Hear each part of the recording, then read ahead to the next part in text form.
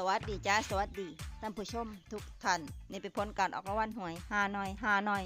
พิเศษประจำวันที่24มิถุนายน2569รางวัลเลข2ตัวรางเลขที่ออก9696รางวัลเลข5ตัวรางเลขที่ออก24696 24696รางวัลเลข2ตัวบนเลขที่ออก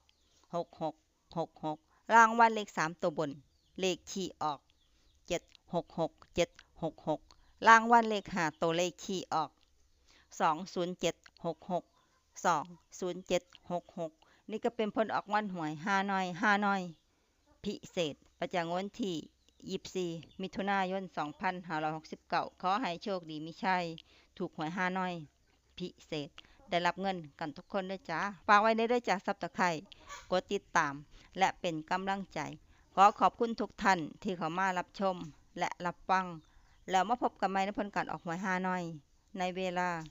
18:30 นาทีในฮานอยปกติ